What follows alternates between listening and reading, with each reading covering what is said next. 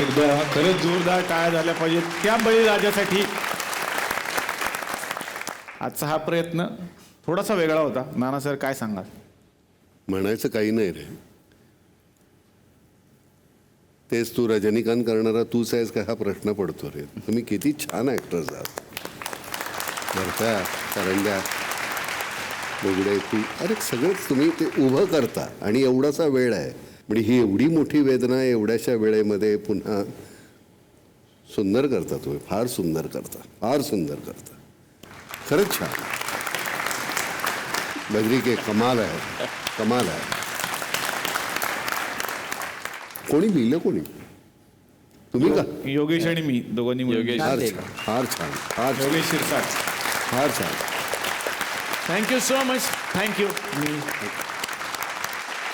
तुम्हाला वेगवेगळ्या कार्यक्रमात वेगवेगळे प्रश्न विचारले जातात. आमच्या या गावामध्ये सुद्धा काही ना पत्रकार आहेत. आता ते अर्थातच ओरिजिनल नाही आहेत, ते आमच्या गावागावातलेच आहेत आपले. तर ते पत्रकार आता इथे येणार आहेत त्यांच्या मनातले काही प्रश्न विचारायला. बघूयात त्यांच्या मनात काय प्रश्न आहेत आणि त्याची ती उत्तरं कशी मिळवतात. जोरदार टाळ्या आमच्या पत्रकारांसाठी. पत्रकार या. अरे बापरे या.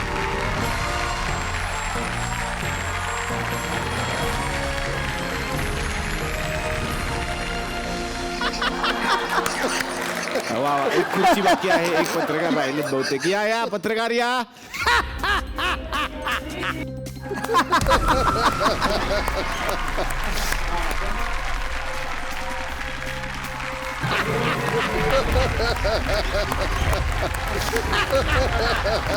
हम राजा है, हम कहीं भी बैठ सकते हैं. बड़ खुददार.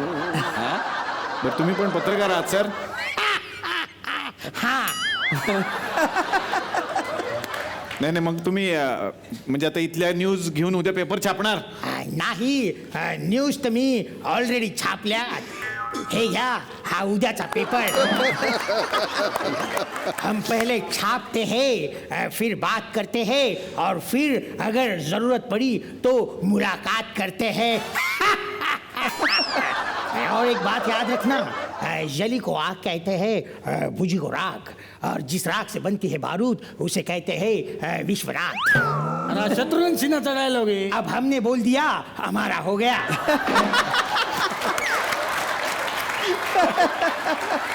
मारी ना तू. हमें मार सके नाना में ही दम है. पत्रकार आता तुम्ही तरी प्रश्न घ्या. मला असं विचारायचं की सर तुम्ही हॉटेलात गेल्यावर काही खाल्लं की पैसे का देत नाही? बस असं काय नाही, काहीतरी सांगू नका. ते असं कसं होईल माणूस हॉट. खरंच मिसळ खाल्ली होती एका हॉटेलात, पैसे नाही दिलं त्यांनी. काय संबंध? अरे हो, मग कसं आहे ना, आमच्याकडं असं एक रिवाज आहे गावामध्ये की जो खातो आणि पैसे देत नाही हा. त्याचा आम्ही फ्लेक्स लावतो. मग मोठा करून. मग ते साताऱ्याला हायवेला लावलाय फ्लेक्स, अशी मिसळ खाली त्याचे पैसे नाही दिले. हे ब्रँड म्हणून लावलेला असेल ना सर. मी जेवताना त्यांनी फोटो काढला आणि त्यांनी तो लावला. सर माझा प्रश्न तुम्हाला असा होता. इकडे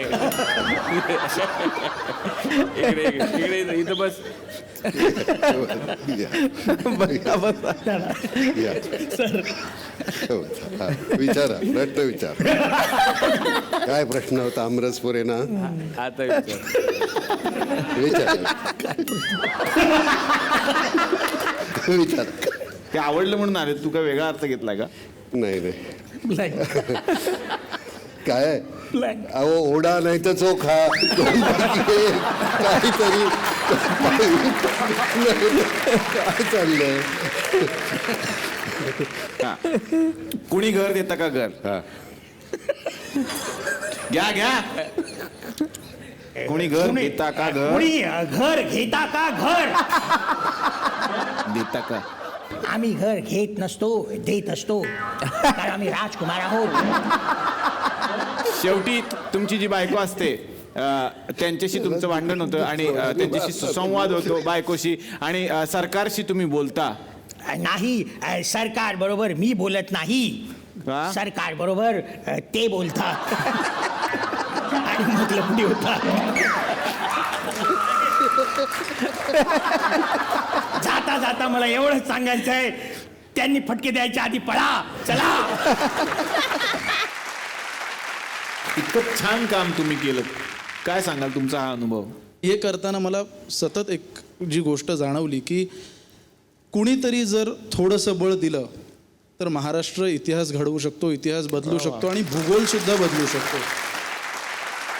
नामने अनेक गोष्टी केलेल्या आहेत, म्हणजे सामूहिक विवाह सुद्धा घडवून आणलेले आहेत. सैनिकांसाठी सुद्धा बरंच कार्य केलं जातं. आत्महत्याग्रस्त शेतकऱ्यांच्या मुलांच्या शिक्षणाची जबाबदारी सुद्धा नामनं उचललेली आहे. काय सांगाल त्याबद्दल? दीपक नागरगोजे म्हणून एक मुलगा बाबांकडे होता आनंदवनामध्ये. मग तिथून निघाल्यानंतर त्यांनी बीडला ही शाळा सुरू केली पहिल्या, शांतीवन म्हणून.